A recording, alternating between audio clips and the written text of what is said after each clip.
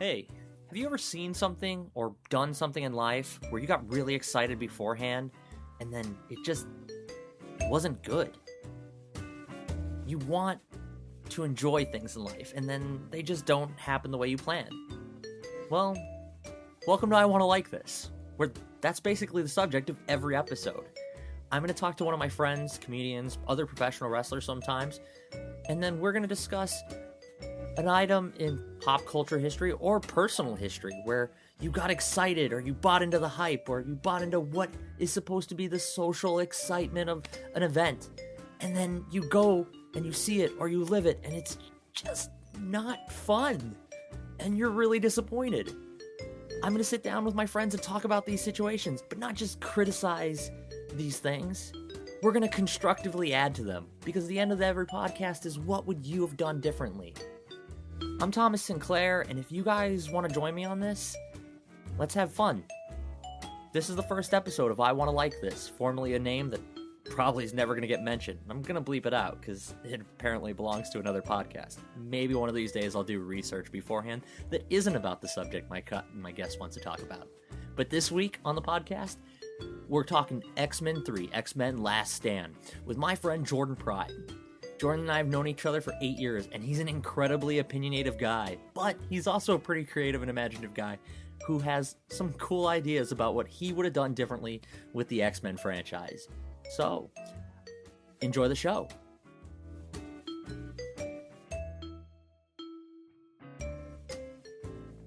Let's try not to pick up everyone. I have a setting for it, but it's one of those things that just happens. Oh, God, where are we? Do you do like an intro? I kind of let it go, and then I do an intro at some point. I don't have a plan for any of this because you know what it is. Is it happening right now? I kind of already pressed record, yeah. Oh, so nice. It's already happening. Hi, Thomas Sinclair, as always, with my guest today, Jordan Pryde. There you go. I didn't know what name we were gonna use because my gimmick name is my life. Jordan Pryde, of VWAA fame. Now, AAW Vanguard. Yeah, Oh, business. that's a thing. Yeah, we just got done watching. This is the first time for the podcast that we just watched the film together. TS is still wearing a conductor's hat. I am wearing I'm a grown adult. We just He was gonna say man, but he thought better of it. I don't want to put that gender bias on myself. Oh, okay. You know, every now and then. Grown cis. I look good in a skirt. I wouldn't know. Yeah, you would. You've seen my legs. Not in a skirt. Oh, that's true. You've seen me in less than a skirt. Yeah. Skin tight spandex. We just got done watching X-Men 3 because you decided to pick Which X-Men had 3. no skin tight spandex. Oh, superhero films with fucking leather costumes. It's awesome. Who was it who made that decision? The mutants. No, the Taylor mutants. No, the goddamn Oh, director, Brett Brett Ratner. Well, no, they had the Singer ones. They've had the leather. Yeah, jackets. Bryan Singer was the first director. Ugh. No offense to Bryan Singer. All offense to Bryan Singer. I hate that guy. He made terrible choice. Well, he did fucking Superman, The Returns, which was not good. That was the best Superman movie ever. No. Drinking Game. You remember the Superman Returns drinking game? Yes, I do. TS did pretty well. God damn. In case you don't know, I drink. do you? Mm-hmm. I spent 9 years sober because I didn't want to be my biological mother, and nowadays I am comfortable with myself and I have a beer. I didn't know that. Yeah, I got pretty It's a weird fucking world. drunk on Monday doing a stand-up set. Well, that's good. I think. I'm comfortable with it. I've got control. I'm not Carol. Okay. Well. Okay, so back to this movie. What did we? Oh, so We have a movie to the talk about. Superman Returns. No. Okay, Superman Returns drinking game is every time Superman punches something, you take a drink. You take that, ladies and gentlemen. You go home with that and you do that. Mind you, when No, Superman Returns, I was sober. Okay, so X-Men 3 is why we're here. X-Men The Last Stand, which was obviously supposed to be the last X-Men movie. It was. And Well, it was the third Wolverine movie. It was the third Wolverine movie out of what, 5 now? Yeah, 6 0. if you kind of count. 7 if you count the. Well, you don't count last. No, First Class. You don't. Last Yeah, Stand, you don't. and then First Class, because that makes sense. Yes. And no, Last Stand you do count. No, yes, no. I'm just the You don't order count. in which it went Last Stand and then First Class. But the Wolverine was in between those two. Wolverine was after. No, the Wolverine was in between them. No, stop. You're saying too many words. The Wolverine came after Last Stand in continuity. Yes. It also came after First Class in release. Wait. Which one? The Wolverine is the good Wolverine movie. There's no such thing. The good Wolverine movie was X-Men 1 2. and 2? 2. Just 2? Not so much 1. 1 was alright. 1's a good introductory page. 1 was a great starting point for everything that they did, and then when you started going... If you go back, not as great, but I'll live. It'll be good. It's fine. So basing on the rules... And then 3 happened. Yeah, basing on the rules of this podcast, I'm guessing the reason there are rules? Yeah, because there's 3 questions. Okay. The reason you got excited about this film right off the bat is, 1, you love the characters.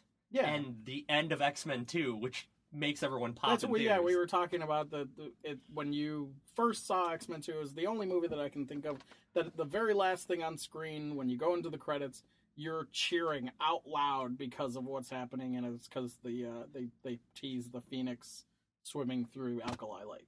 Which doesn't make sense, because when you first see the Phoenix, she's asleep under the lake. You shut up. I don't know what do we know how many years the difference between I can look that up. 2 and 3 is? Because how many ever years 2 and 3 happen? I mean, Jean clearly grew a foot of hair.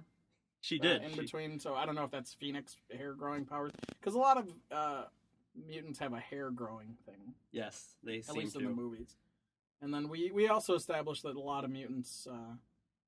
X-Men, it is 3 years. X-Men 2 comes out in Okay, 2003. So, no, not between the release and when... I mean, in the storyline. Whatever. I'm guessing the storyline is congruent time. Sure, why not? So, but yeah, they're at the point where Wolverine is already telling Scott, you have to let it go. Yes. So I'm assuming it's been a while. Yeah, it's been a couple years. And her hair is pretty long if we're just going by standard hair growing, not like...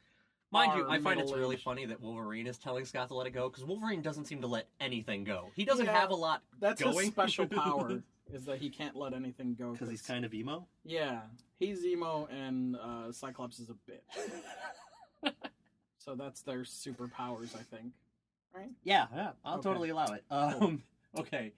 I'm assuming I can swear on this. Oh, fuck yeah. Okay. What got you into is obviously characters, so what was good about the movie? Cyclops died. Cyclops does die. dies. Oh my god. That movie, if you ask anybody who was there with me at that movie, they'll back this up, and nobody ever really believes me. I'm when I guessing tell it's our good friend Kaz. Yeah. When Cyclops dies, I jumped out of my seat and said, "Fuck yeah!" And that's the kind of there were reactions- people around me legitimately crying over it, and I didn't give a shit, because I hate Cyclops. He's the worst. He's just a big bitch. He's been the leader of the X-Men for and he's always a umpteen crybaby. years, and he sucks at being a leader, and he sucks at making decisions, and he sucks at life Keeping a in wife. general. Yeah, he can't even look at things, so he sucks at that. He has the power of the sun in his brain, Yes, he does. and he doesn't understand how looking at things hurts stuff, or how physics works. I don't know. Whatever. How heat works. Okay. We also love the casting of this film, though. The Yeah. cast is rad. Well, Kelsey Grammer Kelsey as Grammer's Beast. amazing. That was the one thing. I think when you look back at like all the fan castings Yes. coming up on that, Kelsey Grammer was always always Beast. I think that was always a thing, except for I can't think of his name, but the guy who did Beast's voice In the on the animated the series. Fox cartoon, who also was in that TV show Mutant X, which for some reason I haven't seen. I was told that was basically the whatever it was, not Fox. Maybe it was Fox. I don't remember. most likely Fox. Somebody All this making stuff an happened. X-Men TV show without calling it the X-Men was Mutant X, and it just so happened that the Professor X character was played by the guy who played Beast in the cartoon. Whatever. But he was the truck driver who picked up Rogue in Part 1. That guy. That was the only other guy that I ever saw. Side note, the fan casting that I remember for Wolverine was Al Pacino. ass Al Pacino being. Well, it was when it was first cast. I was in like 6th grade. Yeah, we would have when been it was younger. first cast. So I don't know. I would have put me in 7th. But whatever year that might have been, 97. Yeah. And then the X-Men movie actually came out in 2000, I think. Yes. 2000, 2001. I was 15 when it came out because life. George Buzzard is the guy who played him. Yeah, that's the guy who was the animated series Beast. And I think he was also in Honey, I Shrunk the Kids, the TV show. Oh God, Who's the neighbor? He does have a face to be Beast though. Yeah, but Got a very wide head. But Kelsey Grammer definitely. Kelsey Grammer was great. When they originally cast all the X-Men, they were really cool. I think, obviously, Hugh Jackman was an amazing choice for Wolverine. He's still Wolverine. Almost 15 years later. Oh, yeah. And he looks even younger now. He looks better now than he does in the original. He's Wolverine. He's Benjamin Button Wolverine. I think a little bit of age and class really makes him more Wolverine. He looks too pretty boyish to be Wolverine in the first movies when you go back now. Because he's a little bit lither, like he's skinnier, and there's not the anger to his face. Right, well, I guess if I were cast as the same character for forever, I'd be really angry all the time, knowing that this is how I'm gonna make my money forever, unless I do Robot Rocky, or the biggest movie of last year, Les Mis. I still haven't seen that. You haven't seen Les Mis? No, I was told that if I good. see it and I don't cry, I'm not human. So I'm really hoping I don't cry. It will prove what we all knew. You love the casting of Angel. Yeah, Ben Foster is awesome. Ben Foster in everything that he does, where he can play a character that has two sides to him, is great. What was the cowboy movie? 3:10 to Yuma. Okay, yeah. He was awesome in 3:10 to Yuma. Cowboy movie is such a blanket statement. With starring Ben Foster and Christian Bale, I think, was in it. Oh, it's a Christian Bale film. I'm not probably going to pay attention. That's too bad. He's Batman. He's Batman. No, he's not Batman. He's the Dark Knight, because they don't want to call him Batman in the whole film. I'm going to do the whole podcast. Kevin Conroy is Batman. He is Batman. That's true. I get weirded out whenever I watch cartoons with Batman and it's not Kevin Conroy. They never should exist. Aside from that, the end fight has parts we actually like the moment with the end fight. The final We're jumping battle. all the way to the end. Well, we're just describing the good stuff right now. Oh, the good. Okay, yeah. So the fire and ice fight was awesome. It's short, but it's perfect. That moment with Iceman where he's engulfed in the ice. And finally looks like the Iceman that you know from the comics was awesome. That was another get up and cheer moment. Yeah, shoot headbutt right to Pyro's and he knocks face. him out, which was really good. And Pyro not being Australian bothers me a little bit, but whatever. It's just casting. That's not a big deal. I'm not that big a nitpicker.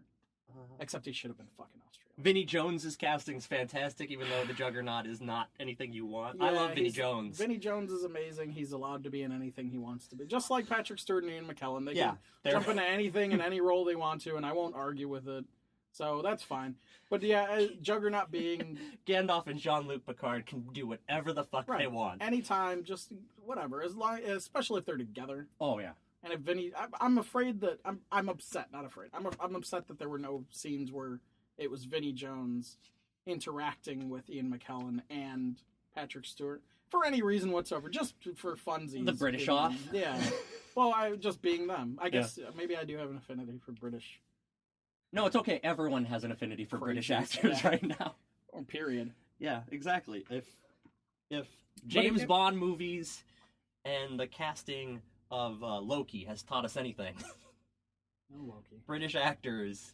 Well, you don't know the rule. British actors are always villains. No, not just that. But the rule is that if you're not from America, and especially if you're not from Earth, or if you're mutated in some way in certain movies, you're British. You have to have a British accent. If you don't have a British accent, you're not foreign enough for us. The Indiana Jones trilogy really cemented that, because all the Nazis have British accents. Have you ever noticed that? Nazis in movies, all British? No. None of them I thought have you were going to German say accents. Indians, and I was like, most Indians do have British accents. Well, yeah, because they were a colony. Whatever. But if you look at all the old, if you look at a bunch of the old movies where there's Nazis, they all have British accents. Now, okay, even in Star Wars, the space Nazis that the Imperial Empire is, they're all British. But if they're from another somewhere else, we don't accept that. If they're evil, they're British. British. Really foreign. No, not evil. You see, you're equating evil with foreign because you're U.S. military, and that's a thing that happens. But you fucking accuse me of a vaginist, you son of a bitch. But anybody who's not from this earth or is from like way back, Yeah. They're British automatically. That's the Unless accent you're that they have to Canadian, have. then you're Like Australian. even if it's an American actor. Yeah. I'm trying to think of the prime examples, but I can't off the top of my head. But you have to have a fake British accent to show that you're not from Earth, and maybe that's why Battlefield Earth didn't do so well. I think that's why all the 'Cause John doctors Travolta have to be British. You can't didn't have cast British thing. can't cast an American doctor. God, what else did we actually like? I just wanted to watch Vinnie Jones shoot headbutt somebody. That was not like. We'll get into that, I'm sure. God, there's the joke about Angel masturbating as a child in the But bathroom. it's not really a joke. I think it was because the whole allegory with coming of age. coming with of the mutant age powers. and the mutant powers being more about being gay than about masturbation, but they hiding it was there. You're gonna make the Kevin Smith argument that X-Men is just about being gay and not It about is. That's racial not- equality. That's no, it's not. That's our generation's racial equality is the. Oh, I don't know if I would argue that with the current climate that we're in the whatever. world, but People are fucking. I assholes I everywhere. will totally argue. Yeah, people defend the point suck, of- and that's the allegory that we're aiming for with X-Men is that whatever sucks at the moment in our America world Yeah, that's true. is what X-Men is standing up against. The first scene is I like the first scene. The opening's cool. Going to Jean's house as a child. You argue that the lake should be the first scene. No, well, I just argue that the lake should be the first scene because I Cyclops think dies. Cyclops being evaporated really is the way that I want to open anything. If you start off Man of Steel, I would really like. He was in Superman Returns, and I Yes. think if they had they opened Superman Returns With Superman with just Superman eradicating him. obliterating James Masters, Let's just Marsters, what's destroy- his name? James No. Marsden. No, yeah, James Marsden. No, Marsden is. No, it's Marsden. Which one's Marsters? Spike from. Yeah, it's Angel Marsden. Is the other one. James Okay. Marsden. James Marsden. Sorry, Marsters is or Masters, Masters is fucking Spike. Spike. So yeah, had Superman just walked up and punched him really hard. Of course, We'd all drink. We'd all drink, not only because of the game, but in because of celebration of Corks James and- Marsden exploding on screen joy. again. Corks would be popped. Okay, so we have that opening scene's really cool. For some reason, Jean It is was in control. fine. I'm not arguing that it was cool. It's more on my. I think it might be on my negative list than my positive list, but it was fine. It existed. While It was Patrick cool Stewart's because walking. Patrick Stewart and Ian McKellen are on the same page and they're kind of joking around with each other, and it's great. Yeah. Because anytime they do that, that's acceptable. I will totally watch any scene with the two of them in it. God, was there anything else good that we liked? I'm sure there were. Wolverine fighting is normally pretty good. I mean, Yeah. it wasn't as good as Part 2 because Part 2 he goes full like Berserker Rage, which is great. But he fights in the forest. I think there was a good fight with him Yes. and the Bone Guy, but it really ends stupid. Like, Yeah, the bone guy. The bone guy holds out bones and runs to stab Wolverine, who's running at him.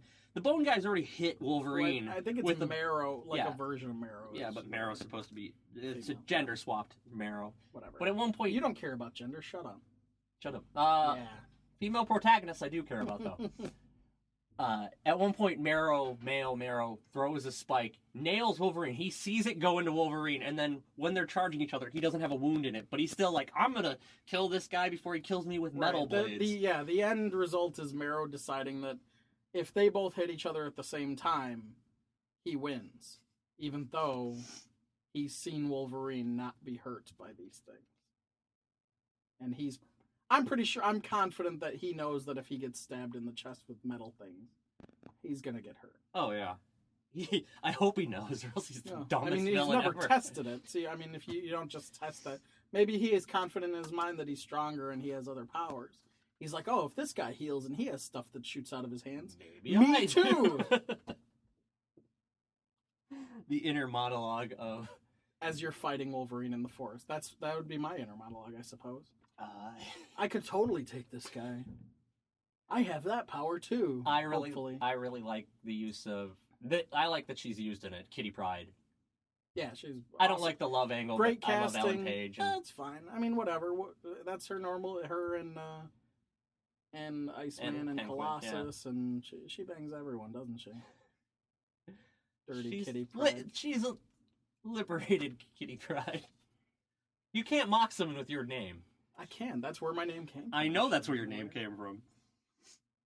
I'm the one who coined the phrase Pride Parade for you. Not sure that's true.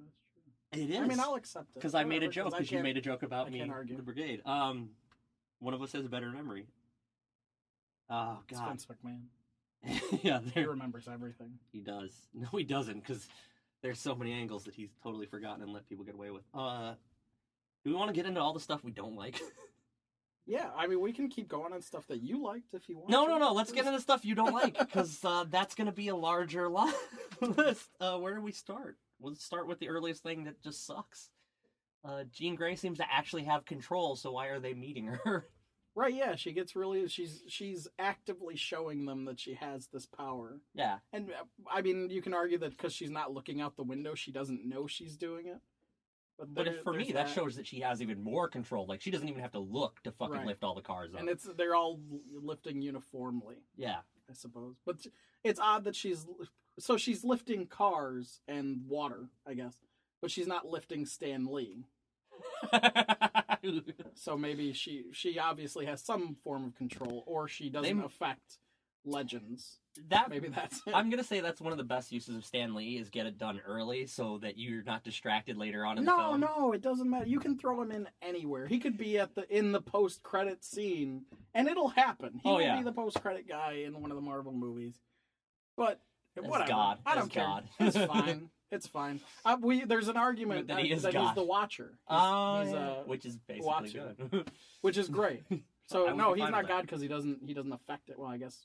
There you depending on how go. look at God. New Testament, bitch. We're going way too deep. That's what she said. That was the worst joke I could have Not made here. likely. You know what the one upsetting thing is? Because of all the previews, we mentioned it while we were watching, all the previews of this movie show fights with the friggin' in the Age of Apocalypse. That's the argument. Yeah. Is inside the post-apocalyptic land where there's fire and shit. All the previews and all like the stills that quote unquote leaked out had the Sentinel head. They had some designs for the Sentinels done for whatever reason, just to tease you and throw you off. The Danger Room tease. Right, which is awesome. It's an awesome The tease. fact that the Danger Room made it in finally, like in full, was great. And then they did the fastball special in there and chopped off the thing. Was a great sequence. It was really cool, with the exception of. We'll never see anything of it again in that movie. Well, yeah, that too. That sucked.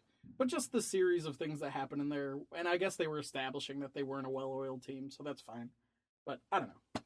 It just overall was really disappointing to find out that that was the end of it. Yeah, it was just a tease. It was just like, I'm just going to jerk you off a little bit and then walk away. Right. Which, I mean, why would you start off a movie with that scene? True. And it be real, I guess. But unless there's, time travel and Brett cool Ratner shit. And you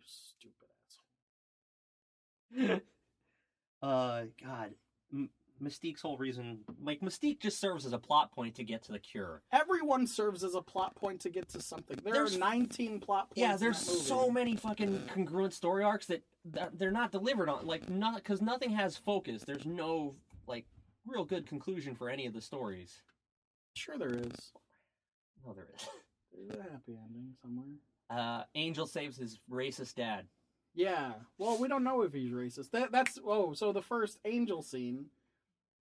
well, not the first one. The first Ben Foster's Angel scene establishes that the cure is being administered to Angel as the poster boy for it, which is silly because, as you mentioned, he's a conservative dad. His son's an angel. Yeah, why wouldn't you just be like, wings? He's a message. He's from God, and we're gonna take his wings away because we're dickheads, and that's gonna make you all really happy. No, I don't think that's how that works in this world, Pops. My kid has beautiful, pure white wings. But the thing is that they don't really get into the point why earlier Angel is afraid of his dad finding out that he has wings. Yeah. And them establishing that. And I know it's a lot of movie to have to throw in there, but that's kind of the point.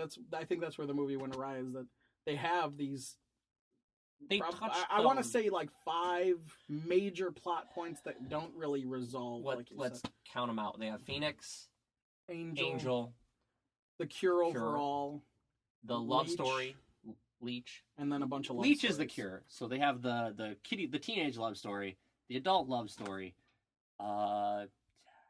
They have Beast, who deals with the Cure Beast's and government. off story where he's part of the government somehow after they just found out 3 years ago. They showed up in the Oval Office and said, "Hey, Mr. President, we could kill you if we wanted to."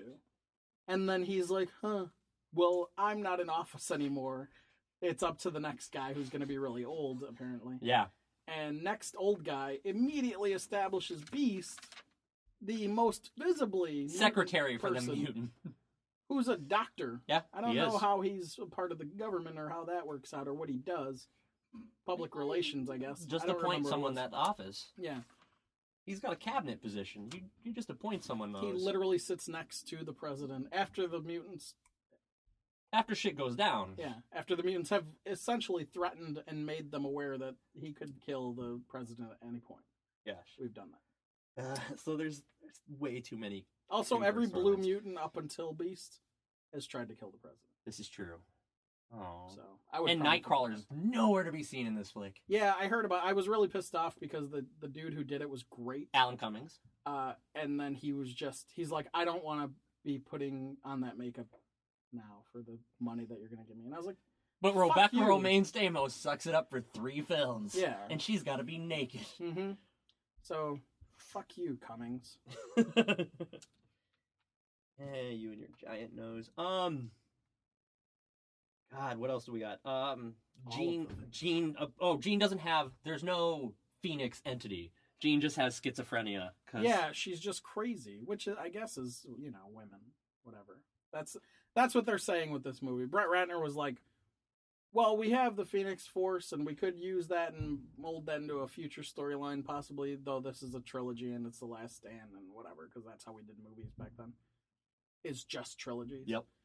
But instead, we're going to have 6 different stories going at the same time, one of which is just crazy bitch Jean. And one of which is Rogue wanting to be cured, and... Yeah, Rogue and Angel being on the opposite sides, which they don't actually interact with one another, which is silly because, at least from the cartoon, I remember that being a large plot point of why in the comics Angel goes to being Archangel, which is another reason. That's what we were getting to with Ben Foster. Yes, is Ben Foster Archangel would be amazing, and if that doesn't happen, I'm going to be pretty disappointed. Yeah, X-Men Apocalypse doesn't have him turning blue and getting metal wings. Right. So, but I don't think it will because he's Death and Wolverine is Death. Yeah, I'm guessing because they're going to pick Wolverine. Because Wolverine's the center of every fucking movie. They are Wolverine-centric. They just completely aim everything at Wolverine. With the exception of First Class, every movie is a Wolverine movie. And that's probably why I like First Class so much, because it's not a Wolverine. It's great. It's a Magneto movie, more or less, but it was great. It is. First Class is fantastic. I'm not the biggest Wolverine fan. I don't like I'm a tough guy, I speak in a gruff voice, and I smoke cigars bullshit. I'm Batman. Yeah, I'm not that guy. I'll take 60s Batman over Christian Bale Batman. Oh, you mean Adam West Batman? Yes. Okay. Always Adam West. That's fine, I guess. Although Kevin Conroy is my Batman.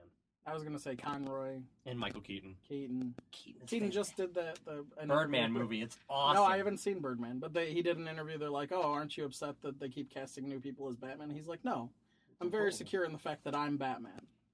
So whoever wants to try to do that is fine. But I'm Batman. So Keaton's great. Keaton is fantastic. Every time he pops up in something, he's phenomenal. Michael Keaton's always been a great actor. But I haven't seen, how was Birdman? Birdman's really good. Okay, I have to see it.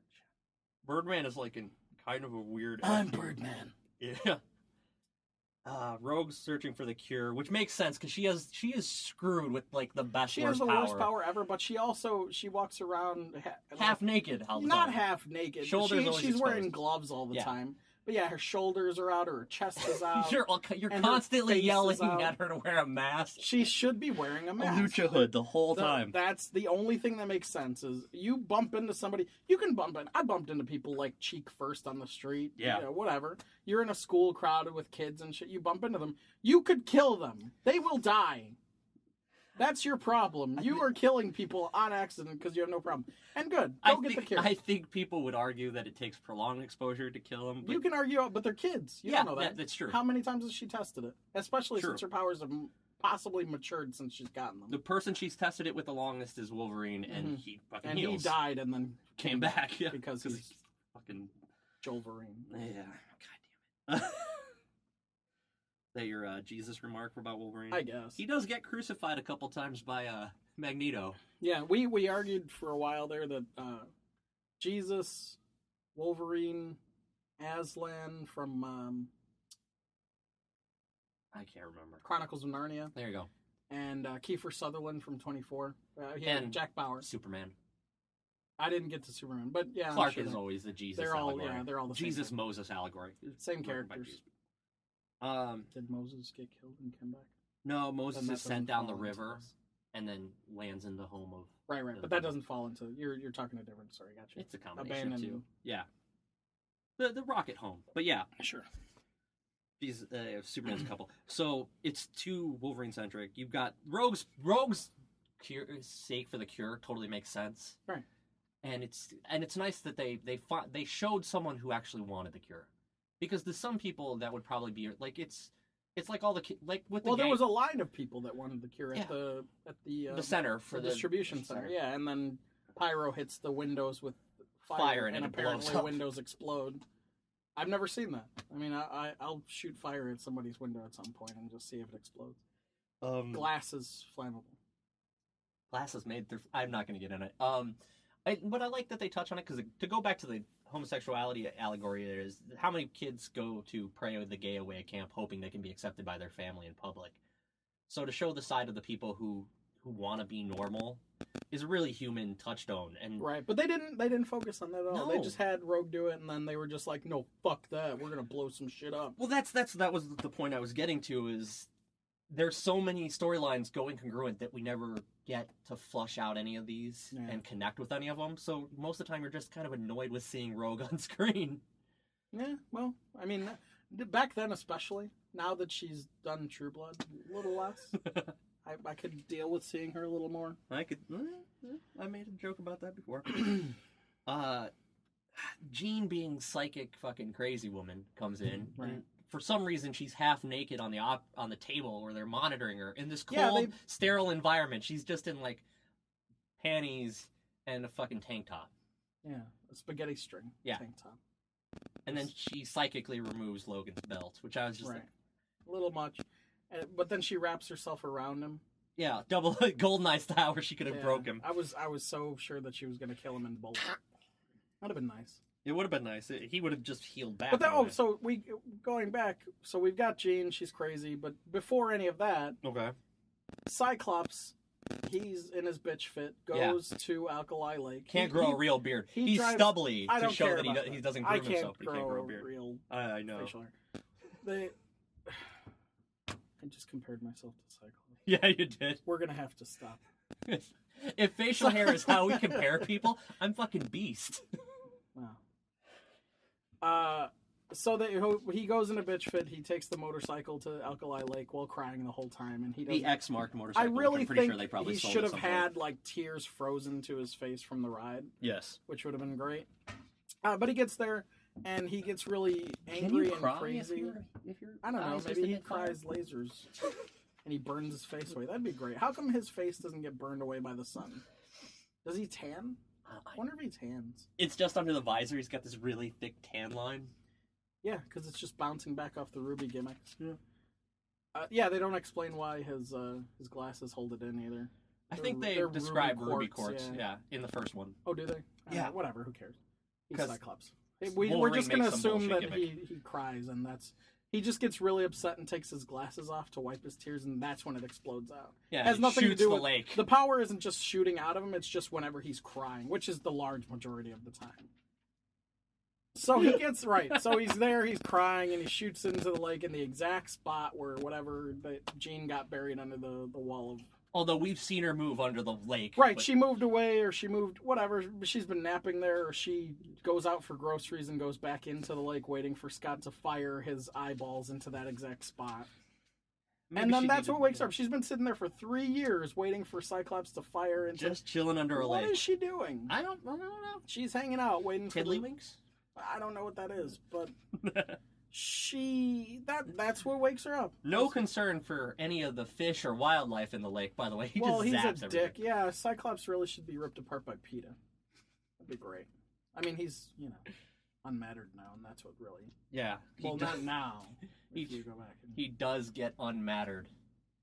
Did we see it? No, he gets unmattered off screen. The first time you see the unmattering of someone is Professor Xavier. Right. And I think it's to have that dramatic moment of him. Right, which was, that's okay. But that leads to one of my largest problems with Wolverine as a character, but that's later on. We'll get to that.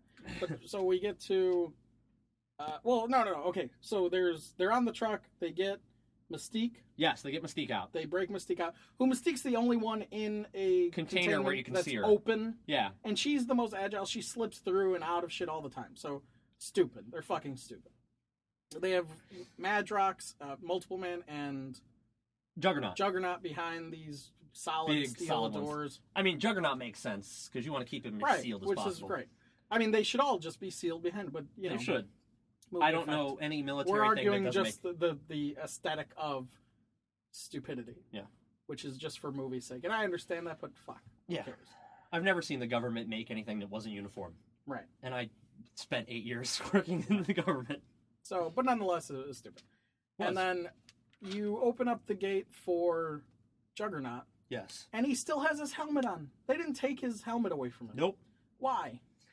I do not know why they left the penis helmet on. They could have, his helmet does look like a dickhead. Well, I think that's why Kitty calls him a dickhead.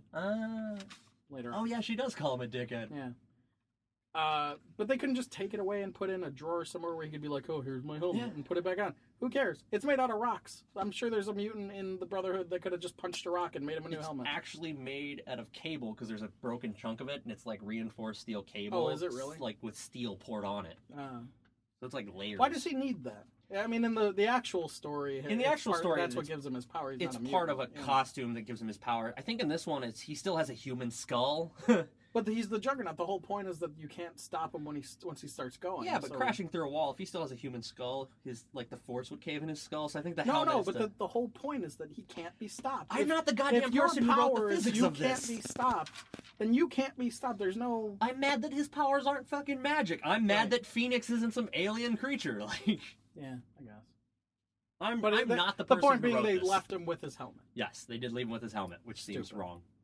They leave them in their own clothes right off the bat, so he's in some bondage harness. If they caught him and they're like, let's not fuck with him because we don't know what to do, we can just grab him with these machine arms and then lock him in. Cool. You don't want to take the risk because he has to undress. Who gives a shit? Yeah. But yeah, I don't know. And then Madrox already has the automatic leather gimmick. Yeah. Which is great. Oh. Magneto's jacket doesn't match his helmet. Not at all. Stupid. He gets a new helmet for this film. Doesn't match the rest of his gear. Can we talk about the gear? Where are they getting all the custom tailoring? I discussed this. Well, I've said it a few times. Tailoring mutants. Yeah, the mutants. The large majority of mutants have tailoring powers, depending on whether it's steel or pleather or leather or whatever it is. Cobblers. Mutants are the leprechauns of modern day. There you go. Leprechauns are mutants. There you go. Like leprechaun? No, leprechauns were like shoe cobblers in the night, and they stole gold. But yeah, were they leprechauns? No, they were gnomes. No, leprechauns were the shoe cobblers. Gnomes make other things, but leprechauns were these misers who stole. We're getting off topic. Leprechauns stole gold. I was thinking about Leprechaun from the Leprechaun series. I'm a leprechaun. Where's Warwick Davis in one of these movies? There's got to be a... Peter Dinklage is in this movie. People you might not know. Days of Future Past is still, until Wolverine comes back in time and fucks everything up, it's still supposed to be in the same timeline. I don't agree with that at all. But they're still in the same universe, so how is Trask black in this film? The same universe. Who gives a shit? They're not in the same timeline, so everything's a little bit different. And that's fine. Maybe it's Trask's kid. Dad is a little short guy, short white guy. There's a black woman. Yeah, in one universe and the other one, it's something different. Yeah. But whatever. However that works out, Peter Dinklage was in this movie. He just looked like the guy from Predator, who shaves himself. Okay. Good pull on Predator. That's the only place I know Duke. His name's Duke. I forget his actual gimmick is. So, oh God, where were we? We were talking about, oh yeah, Juggernaut. The truck. Right. The worst part of it, the continuity thing that bothers me about the truck and bothered you is, when they start breaking out, they start firing the darts that change them. Right.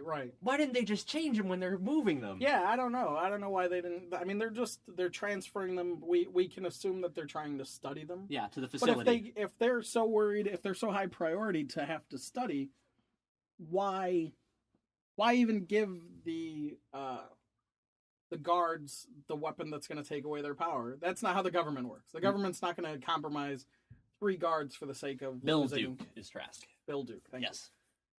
Bill Duke and Peter Dinklage are the same person. Yes, they are. Trask. So the government will not, in real life, they wouldn't give the guards this. No, they cure. wouldn't, and they wouldn't give the cure all the end. And for one reason, just because they know that these mutants are high priority, they're more priority than the guards, because the guards, who gives a shit? They're just government drones. Thank you.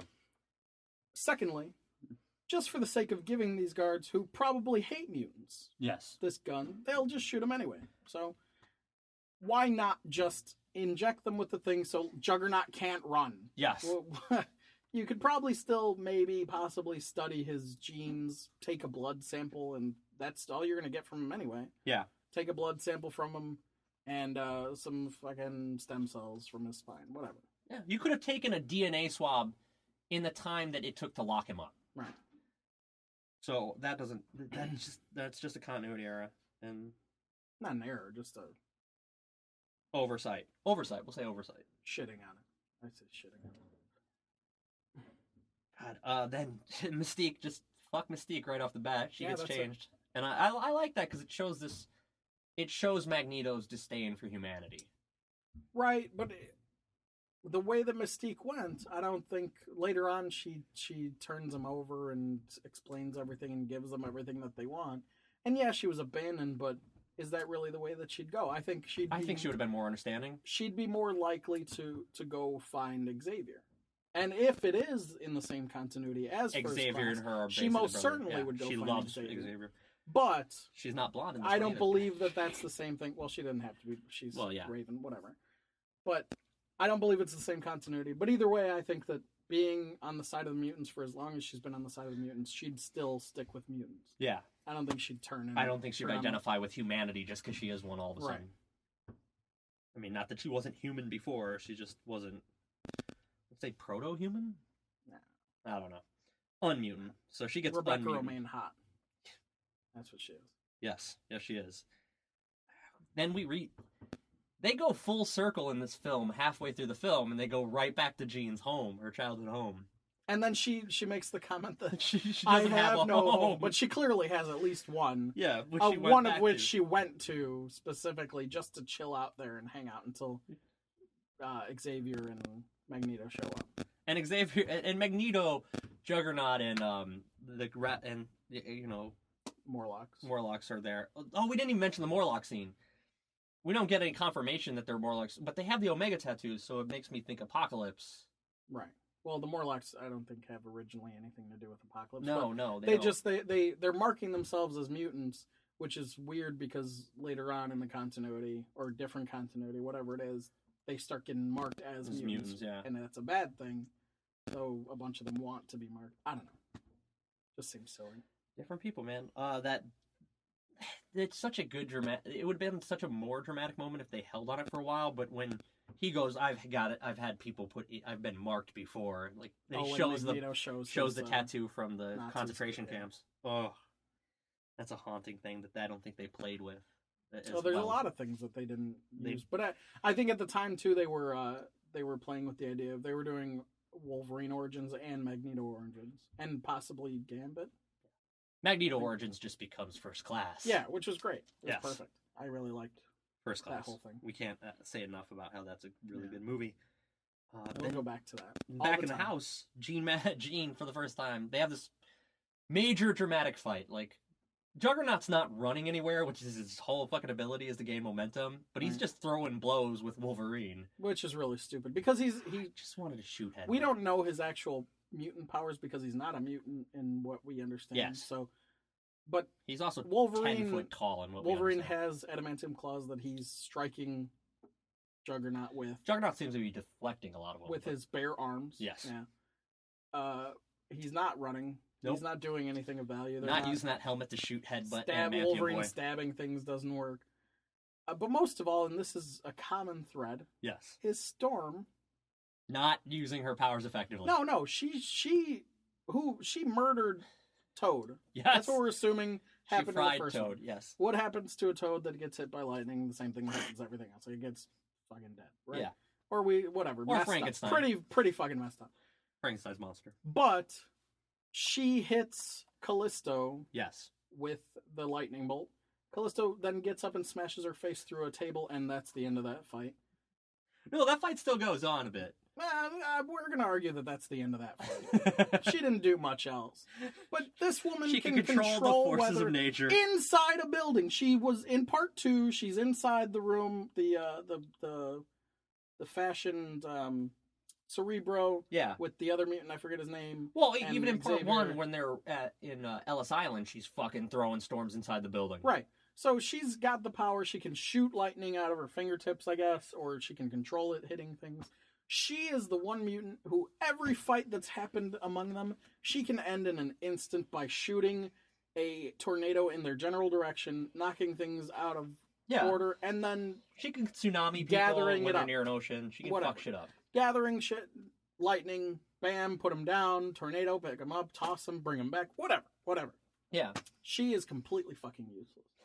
She is the most useful mutant in a fight and is completely useless in every fight. She just does not make good choices. Like, the end battle, she could totally throw a tsunami or a hurricane right on that island just and knock just everyone fuck shit out up. and then clear it up, whatever, but no. She shoots up, she starts making it rain, large balls of hail, and Iceman starts making it even worse with people, and they just knock people out with basketball-sized things of hail. That's it. That's all they had to do. This is true. But no. They could be weapons of mass destruction, and she just does not Yeah, but do she's anything. hiding behind a rock. She is hiding behind a rock in that fight. While Jean is doing absolutely nothing. Just right off the bat, the first instance we get of her just being completely useless is at one point she's making a storm just because she's upset. Yeah, she's just standing there. She's not thinking about it, but she's And making a then storm. when they go to the lake, and Logan, there's fog everywhere, and then Logan has to go, I can't see shit, for her to go, oh yeah, I could clear this out with a gust of wind. I make storms without thinking about it. So, logically, maybe on the other side of the world, she's just fucking shit up and she doesn't realize it in her sleep.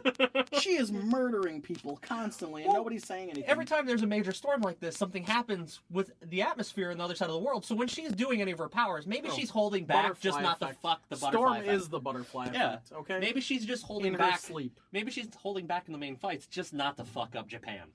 Maybe. Yeah, she's what's holding it all together. Otherwise, everything would be wiped out. No, I don't think that's really true, because when she zones out, she's like, oh, I'm sorry, I was thinking about something else. Yeah, and Rogue has to stop her with her powers, which is gone now because Rogue's a bitch. Rogue is stupid. Wait, did Rogue get cured? Yes. I missed that. Okay. Because at the end of it, she holds fucking Iceman's hand. Oh, I'm sure Iceman was like, fuck this bitch. Now she can't even take powers away. I got tiny little Kitty Pryde to throw around. Yeah. Mm.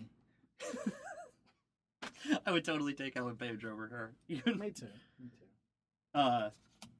Just for the conversations. God, what else was... Oh, the military and the weaponry. They go in... They're hunting down these mutants. Right. And they've got the guns. Forest. They're in the forest. Yeah. Later on, we reveal that they have these cannons that shoot fucking devices in the air that spiral and shoot these darts everywhere. But they just go on the ground. The darts that knock the mutant power out. Yes. But they just go with hand weapons, arsenal weapons. They're aware. Weapons. We've seen in part 2 they have a list of mutants and what their powers are. They know who everyone is and what a lot of people can do.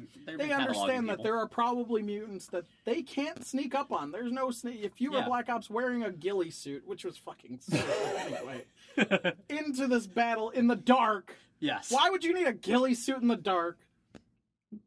You walk into this stupid thing with your one optical... I will tell you the ghillie suit thing. The ghillie suit is not just to look like the Leafs. It's also to hide your shape, your body shape. so you don't look like a human being in silhouette.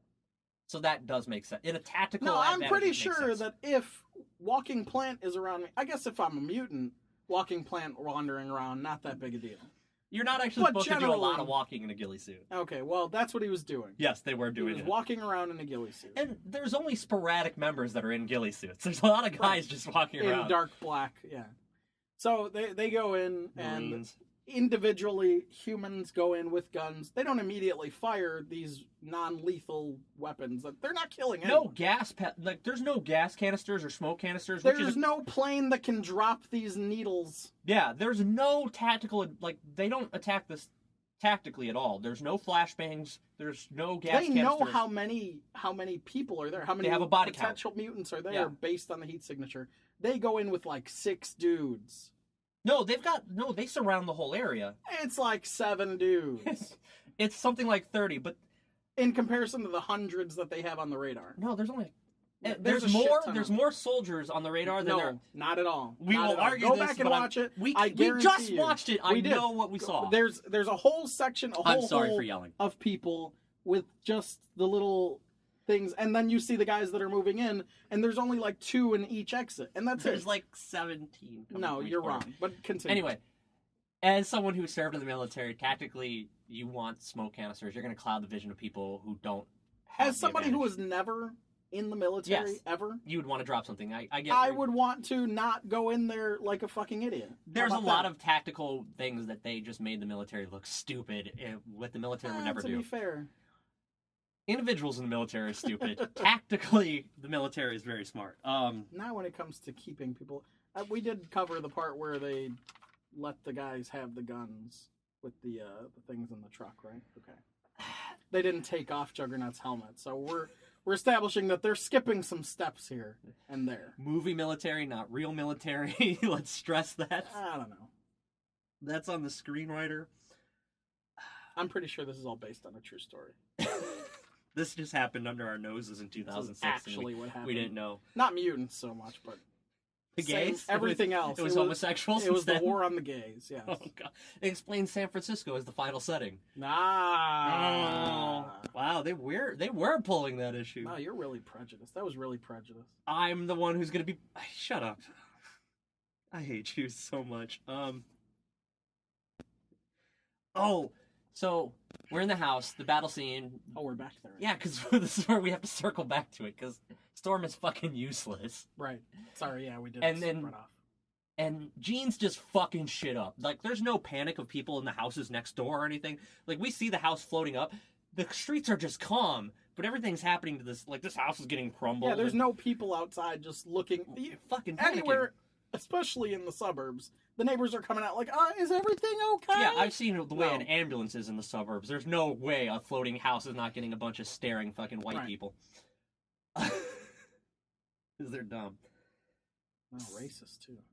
I don't like white people. We're just I am the covering it all. whitest man in the world, and I don't like white people. So So they're fighting there. That nobody's in the neighborhood is doing anything, and then Jean is destroying shit. yeah, she's Storm is not stopping anything. Wolverine is crawling on the ceiling and having trouble opening a sliding door for yes, whatever he's reason. crawling on the ceiling after fighting with Juggernaut with his claws. As Xavier is in this battle of the minds with Jean Grey that he knows he can't win, and it's kind of I'm pretty sure he knows he can, but No, I think he knows he can't win because there's a Okay. red herring early on where he tells Storm that you're my pick to run this place when I'm gone. okay. Like, part of Xavier is he kind of is a I little don't bit think clairvoyant. Red herring is. I think you understand it differently than I do. but- Red herring is giving away something from the story in early on, and Red then, herring is a distraction from something. That's true. No, well, yeah, I'm pretty yeah. sure. This is That's just- how I understand it. So we're going on different. Maybe we'll look it up later, and you can put it on Yeah, the it's fucking a semantical argument. I'll wherever put it you on put it up. Put I'll in put it on the list, yeah. description. By the way, red I'm an herring idiot who doesn't know what a red actually herring means, is. yeah. But yeah, he does give it away. He does the Alfred in Dark Knight Rises where he gives a hint. Well, the Alfred in Dark Knight Rises. Man, is I a really dead should have giveaway. done Dark Knight Rises, man. Because every time you bring it up, I just get so mad. We can do that another day. Yeah, maybe. I will totally join you on that one. We'll both bitch about that.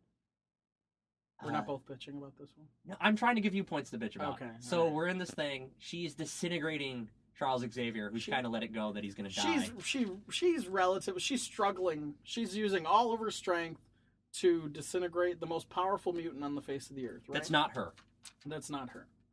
I still argue that Xavier is the most powerful mutant. They go into explanation but really I don't care. Anyway. So she has no control, and she's both, so I don't really... Yeah, she's her other personality. She's the Phoenix now. The other personality, her split personality, fucking assholes.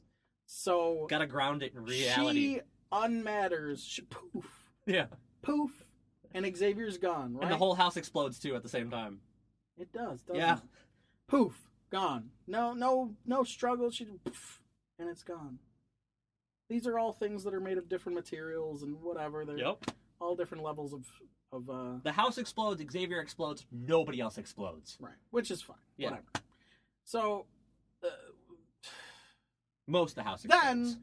There's like two rooms left. They went there to get Jean. Yes. Knowing full well that there's shit that's going to go down, but they need to get Jean. Because she's going to cause some shit. Mm-hmm. Xavier gets poofed. Yep. Wolverine and Storm are on the floor crying. At his wheelchair. The only thing that's left of him is the wheelchair. Because she picks him up out of the wheelchair. Oh, okay. I was like, she can't do metal. Okay, maybe that hurts my argument. No, she doesn't destroy the room they're in either. The room they are in with the fight stays. Metal is my thing. Anyway, we'll circle back to that. Gotcha. They're sitting there crying on the floor because they suck. Yes. Where Storm, again, could just throw a tornado and be like, come back, bitch, we gotta catch you. And then they could continue this fight. Yes. Hopefully. Whatever. But they cry. But she sits there crying, and then the bad guys get away gets with the away girl. with the person who's gonna destroy existence, because that's what she just did, and we're aware that she can. And the greatest part about this is, it's not that Magneto is not unaffected. He actually makes a comment about how the one thing he regrets in this whole situation is Charles's death. Right. To a mutant. So Magneto feels it. Magneto sheds a tear for his friend, but he still goes about his mission. But he's like, okay, the mission, let's get the fuck out of here. Which is his whole thing. Yeah, he's a man on a mission. And you make it through the Holocaust, Xavier you're pretty stone cold as shit. And Magneto are awesome. Their friendship is exactly that, and I think that was a nice little nod to it.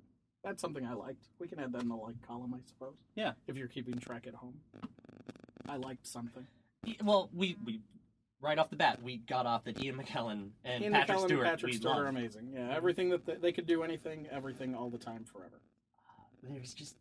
Then the bridge, it seems like right from there, we go to Magneto talking about how the mutants will be the cure for humanity, as humanity has a cure for the mutants. So there's parallels on which side wants what.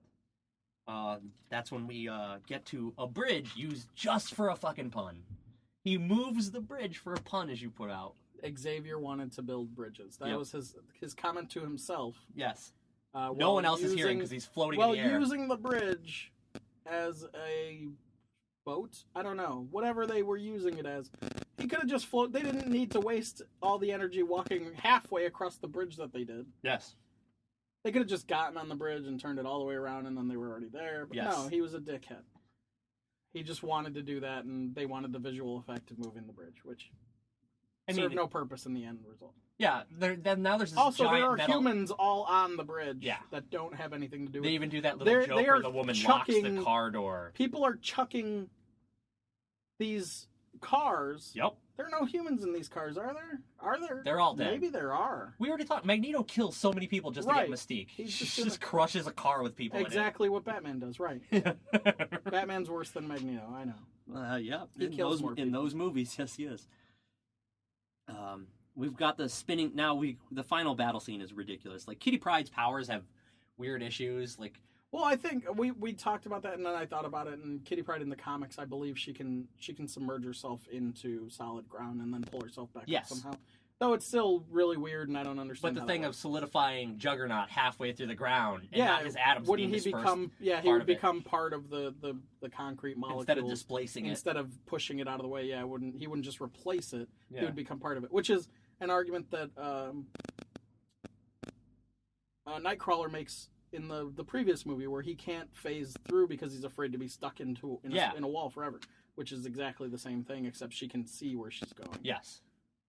Which is the only argument for it, is she can visually watch it the whole time. And then let me just throw in the argument that if we don't get to Days of Future Past, they don't actually explain that she has brain powers. Too. Yes, no. And then It's somehow... it's sheerly a physical thing at this time. Yeah. She can't. They don't touch on how it's a telekinetic related power. Right. We got mutant tailors. God, everyone looks like they're wearing motocross outfits. Like I can't believe there's not a tie-in. It's protective. I guess. Yeah. Well, Why doesn't the military wear dark leather? Because it would be hot as balls. Mm. And we fight in the desert a lot.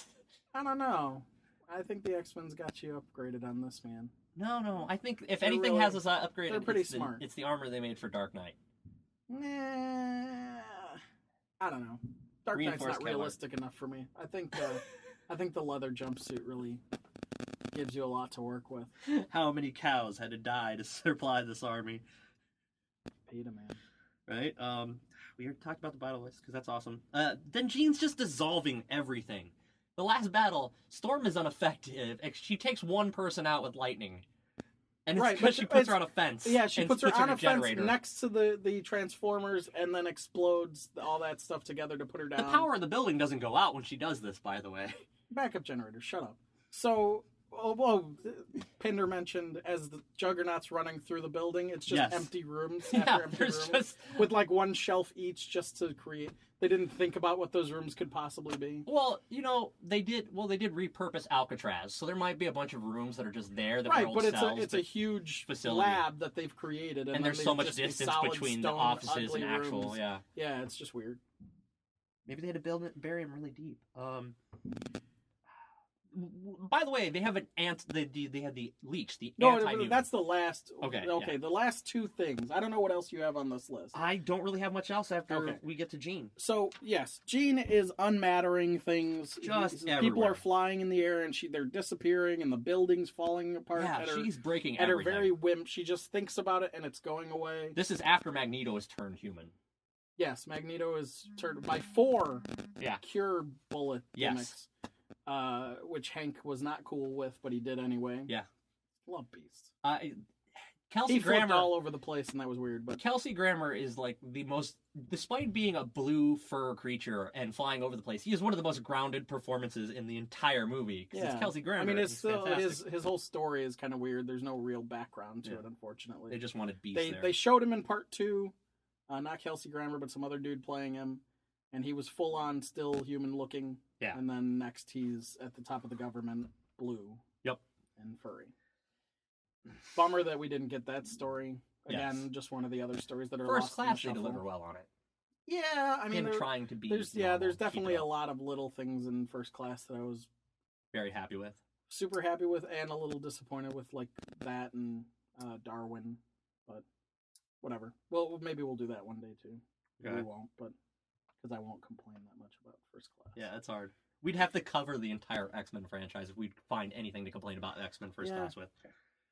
So she's just disintegrating everything. So we keep going back to that. We get past the moral issue of the 4 darts to take Magneto out, which later we get teased that it didn't even fucking work on him. 4 darts. So we're one dart Mystique. We're gonna assume that everyone who got hit by those things are just fine, except for the ones who got unmattered because of nothing. Yeah. There's no purpose served. So the entire time they're fighting, Jean is sitting on the sideline watching. Yes. So that's she is the weapon they brought in. She's the weapon they brought so that none of the mutants had to fight and die. They're all dead, and now it's Jean's turn to try and do something. She is the A-bomb of the mutant corps. And she's just hanging out. Yeah. Whatever. So she starts unmattering things, and as she begins to unmatter things, Kitty is escaping with Leech, who can shut off the powers. The whole reason they went there was to save the kid, I guess, but also he has that ability. Yes. All they had to do was toss that chuck kid him in that direction. Hope he didn't get unmattered beforehand. Right, which I don't think, if his power, whatever, but they chuck him in that direction, and it stops. Yeah. That's it. Jean's fine. You can slap her on the ass and tie her up and do whatever you want. Throw the little chemo-looking boy Just at her. Just tie them together. Yeah. Back to back so she can't do anything horrible to him. Yeah. And that's it. Just duct tape them together. And then you figure out from there how to deal with her. Yes. That's it. So that doesn't happen. Leech disappears with Kitty somewhere else running away on foot. He's barefoot, I think, so that kind of sucks.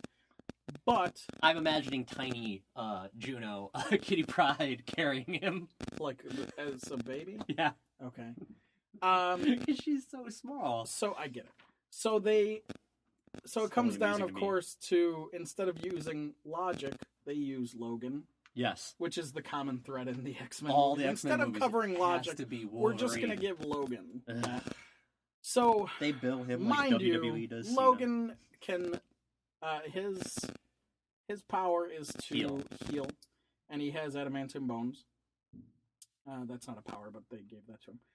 So the most powerful mutant on the face of the earth, with the exception of Gray, is Charles Xavier, Yes. who Well, was unmattered with no second thought not a in a week. moment. And Doesn't even blink. I guess you She can argue stares him maybe to pieces. perhaps Professor X let her do it, and that was it. But that's really fucking stupid. Yeah. And I don't think he would do that. But maybe he had the backup plan that comes into play later on, Which which we'll is kind of talk a about, shithead move to do too. Maybe Because he he's just didn't want just to be in like- a wheelchair anymore. Well, maybe he was just like, I don't want to deal with this shit anymore. I'm going to disappear and steal a homeless man's life. I bet he can walk. Right. And then he's going to be so fucked up when he finds out he can't. Homeless man's like Which a he Vietnam can't vet. if the continuities are the same, which they're not. I don't agree. That's another reason. Because then he would look the same. Yeah. Right.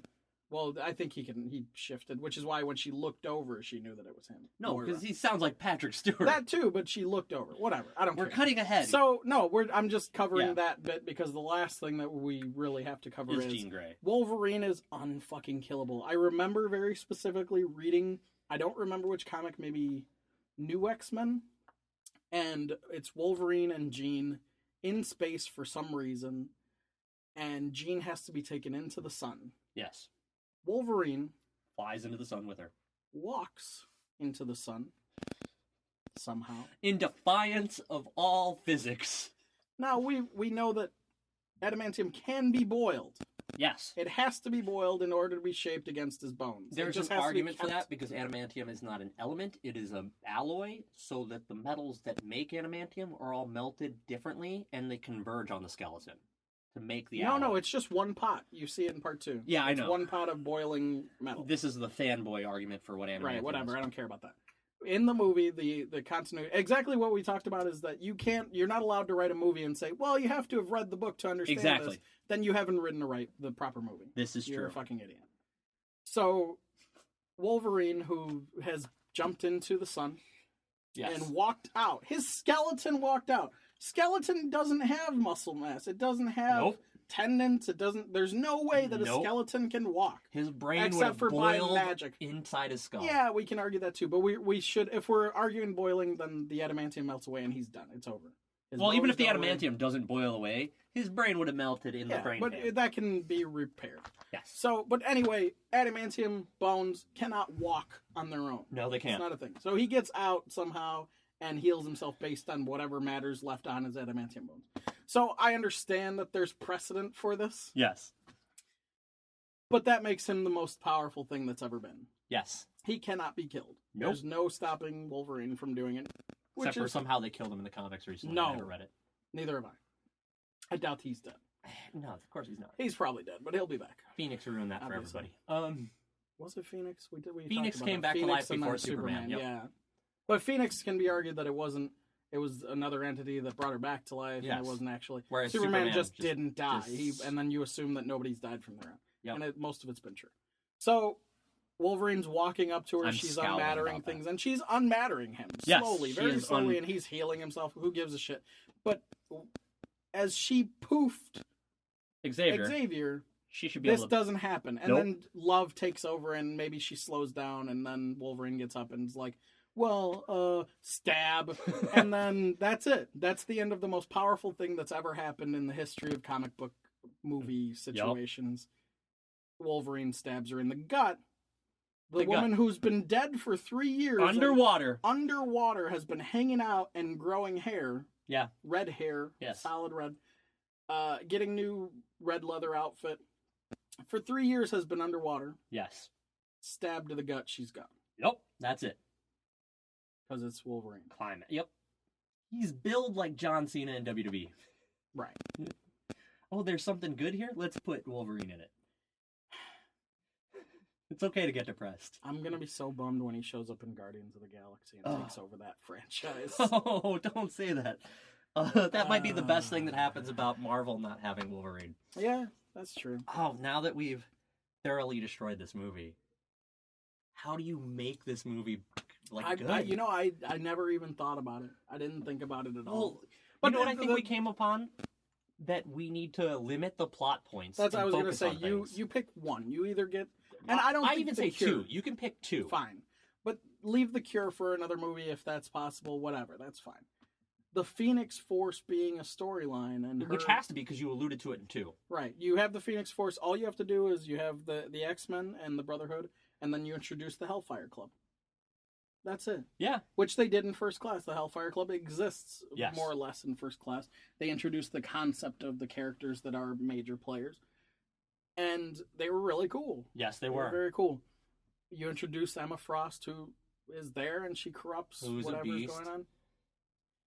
And, yeah, January Jones, man. Bummer she wasn't in part 2. Maybe three.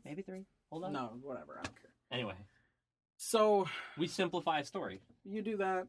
And make Angel a very large part of it because Ben Foster's awesome and I'm a big fan. He got ripped for the role, and he looks like the effects. A lot of the CG looks dated now. Yeah. But the effects for Ben Foster and his wings, because they made practical wings as well as doing the CGI for the distance shots. The wings, all of it looks good. Yeah. He looks good as Angel. The shots with Angel even flying look good. Even with the shot exception of the one where he catches his dad. I don't really dig that one, yeah.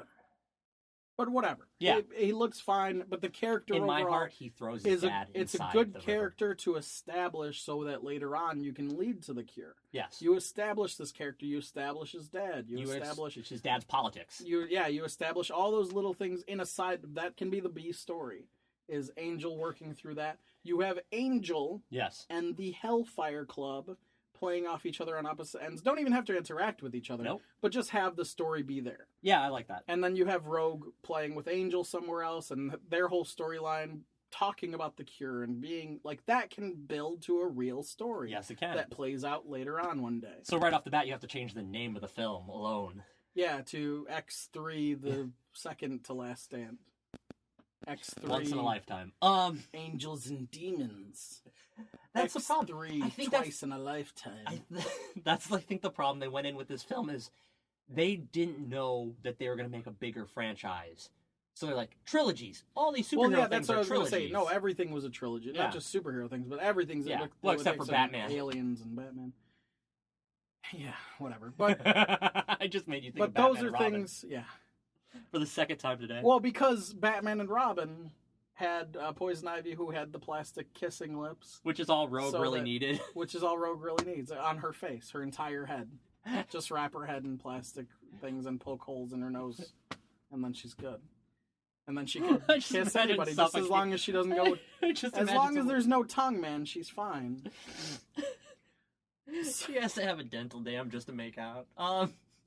Why not? See, I'm not saying that. Try? That's not a bad idea. I know. About that. They make safe sex things for these. Yeah, for Rogue specifically. They do make gimp masks, don't they? They make whole latex. She could just wear a gimp mask all the time with a condom strapped on the front. I guess that's. Weird. And I mean, if Iceman and her are having sex that they should be having, which is safe sex because they're young, right? They're fine. Yeah, just Iceman ices up, so he has a layer of. And she's in a full latex bodysuit. She's in a full gimp suit. Yeah. Yeah, man. They could have worked around hole and then just full plastic condom. If anything, that shows is that they're very unimaginative about how they're going about their physical relationship. It's really bummer. Yeah. I mean, they have so many tailors in this mutant world. Nobody could come up with this plastic fucking... They know leather and latex really well, and no one could come up with a skimp suit for her. So, and I'm sure there's a mutant out there that requires this suit to stay... in hell, yeah, corporeal or whatever, like Lightning Superman when he had to have the containment suit. Yeah, whatever. Fucking Superman. So you have the Angel storyline, but the major storyline is the Phoenix Force, and you don't even have to really fully explore the Phoenix Force. You just have to explain that Jean is dead. Yeah, something brought her back, and it's something that we don't fucking understand. And we don't know how to control. And guess what? Next movie, you just do the Cure while they're kind of searching for the Phoenix Force origin, and then you get the fucking Shi'ar. Yeah. And then the Shi'ar story comes, and that's where Xavier comes back. Yeah. Surprise! He's been around all along, fucking around with this Alien fucking woman. alien bitch, who happens to be a queen. Which makes Xavier royalty. So, but that's the one story. Is just stick to that. Hellfire tell Club, one little Brotherhood, story, have X-Men. fun, Yeah. and just keep those guys going and keep. I think that's keep where Cyclops dead. a lot of the superhero movies keep going wrong is in the third one, where they're like, let's put everybody in and this. that was the thing that Spider-Man they were 3, doing. Yeah, they were doing the trilogy thing, and then they were just like, oh shit, we forgot to do this and this and this and this and this. In case we don't get to do it, we got to have fucking. We have to have the Goblin come back, and he has to be a good guy, and his face is all exploded, and then let's get Venom. Venom's not been. I don't get the idea of them being like, in case we don't get... We've already made 2 other films. This is a 3rd film, right? And they've all grossed millions. Well, we might not get to make a 4th one. Look, if you do good box office and you don't shit the bed, you're going to make a 4th one. You not letting Brett Ratner make decisions for movies that aren't Rush Hour 2. Superman 3 is not good, and they still get Superman 4 out of it, which is terrible. Right. So, but yeah, they just rush it just because they want to. It's a cash grab, and to show that it's fully rushed 100% is the story that The Cure is based on. Came out about 2006, 2007. Yes. The Joss Whedon, Cassidy, Astonishing X-Men. Yes. The Cure was the first set that they did, and that was Joss Whedon. It was a beautiful storyline. Was it Sean Cassidy? I forget his name. Yeah, I think so. Great art, great story. Everything was well done. But Developed. Kavita Rao, the doctor who's in there, was really well cast too. Could have had a much larger role. But that was the whole thing. They were just like, oh, well, this story's pretty good. We should probably throw that in there because it was hot at the moment. It wasn't even that hot. Not at the moment. It's No. one of those stories that You go When back you and you're go like, back oh, to it and you're like, no. this When is- I read it, I remember Yeah. being like, this is really. well, everyone good. who read it when it first came out thought it was brilliant. But yeah, you didn't need to throw it in there. Yeah. So that's The worst part about it is when they rush and it's a cash grab to get all this. The excitement's already there. You have 2 success. It's a successful movie franchise. Yeah, at the this second point. one was awesome. Yes. Like the second one was really good, and I'm pretty sure it was well received and did really well box so office-wise. much money to raise the stakes, and you don't deliver on a story, so it doesn't have a connection other than look at all the crazy stuff. Like Yeah. that's all it ever. Well, here's all the cool storylines that you guys really liked and asked for the last couple of years, so we're gonna throw it all in at once. Is it like a? And we're gonna spend more money to like a make used car sales ad. We got the Phoenix, and we got Angel, and we got the Cure, and we got Leech. It's the Crazy Joe's posters you see going into Indiana with all the fireworks. It's just a crazy person. We have all these explosive fireworks you can't buy in your Boom, state. boom, they're free. They're free. Get them Come while and you buy 'em can. free. Get Yeah. them while they're Okay. hot. And it's just it's crass consumerism, and it's terrible. And it costs more money to make a film like that than it'll ever have the It's a solid legacy. grounded story. Yeah. And I think that's the problem with it. But I love your idea with the Hellfire Club is perfect. I love Keep it simple. That's And you a don't even brilliant have one. to you don't have to go out of hand and do all these big sets or anything. The Hellfire Club story happens a lot inside the Hellfire Club itself. It's just a club. That's Yeah, it. it's a place. mansion. It's one mansion. Yeah. Just like the X Mansion is just a mansion. Only in That's it. You don't have to have Louisiana. I mean, you do a bigger set for a big throwdown somewhere there. Yeah. That's it. I mean, they didn't. I They don't have the think whole they spent that swamp much money area in to there. do that with. And then they have the Danger Room. Yeah, which only shows up for about 5 minutes, but it's fantastic. 5 minutes. What I love about the Hellfire Club is limit the number of characters we introduce, except for the ones we already do. Yeah, Hellfire. but no, because they introduce some others. But here's the great thing about doing the Hellfire one is the Hellfire is situated in Louisiana. I'm pretty sure it's in the bayou. It's in yeah. England. No, You're thinking of the Tithe. yeah, that's what I'm thinking Gambit of. and them, yeah. Because I was thinking that's where you pull Gambit in. Yeah. Yeah, you're right. Oh god, it is the Hellfire Club. Is And, in and the fact that they didn't they were talking about doing the origin stuff with Wolverine, Magneto, and Gambit. which we got. They didn't Wolverine. even think to try to introduce Gambit, and then he went into Go back and- Wolverine, and there was no reason for that, and it was really shitty. And he goes and fucks everything up because he's stupid. Yep. But Channing Tatum, man, Channing Tatum, I'm liking the casting going out. 50-50 on that. I think that's what we can agree on right now is X-Men Apocalypse. I'm okay with seeing. I'm in. I mean, So- the last one I loved, as we've established. First Class was amazing. Days of Future Past was really good. I have a lot of little gripes with it, but really, really good. Apocalypse could be amazing, but I think they're gonna shit the bed because that's what Fox does. Yes. The third one seems to shit the bed. X-Men 3, which we just talked about. I think they're going to overcomplicate it, just like they did this one, just like Warner Brothers is going to do with Dawn of Justice or Justice League Dawn movie. of Justice. Yeah. Batman, Superman. So The Justice League movie won't be that complicated. what we've decided is really simple. Keep it simple. It's Right. an old army adage, keep it simple, stupid. Sure. Kiss. Yep. Don't kiss me. I might kiss you, because this was actually a lot of fun. I think that wraps it up. So, Jordan, do you have anything to plug? You, Twitter? AAWrestling.com. I'm not familiar with it yet, but AAWrestling.com. You can still go Twitter at VWAA for the moment, Yes. but it'll likely be at AAW Vanguard soon. Okay. And then find us on Facebook, AAW Vanguard. Yes. Do you have any personal ones? Like, I know there's a Jordan Pryde Twitter handle. You want to? There is a Jordan Pryde Twitter handle. It's at the Pride Parade, Pryde, Yes. which I came up on my own. No, he It didn't. was really sweet. And No, I was he sitting in the shower one day, and I was just like, the Pride Parade. Follow the Pride Parade. He on gave Twitter. me crap about the TS Brigade, and I just said, "Why don't you go start a Pride Parade?" And he's like, "I will start a Pride Parade." No, they've had one for me for years, man. he You don't assumes catch downtown responsibility Chicago? for the Pride Parade in downtown Chicago, which I Just still saying. think that's a great photo opportunity, and photoshopping lies into it if it wouldn't offend people horribly. Although your gear, you could totally wear your gear in the Pride Parade, That's and probably you'd true. just be fantastic. Well, if I just show up, they'll be excited. There's Jordan Pryde on Facebook. Once again, Jordan Pryde, Pryde. Pryde. I am Thomas Sinclair. You can find me on Facebook and the Thomas Sinclair. You can find me on Twitter at the T Sinclair.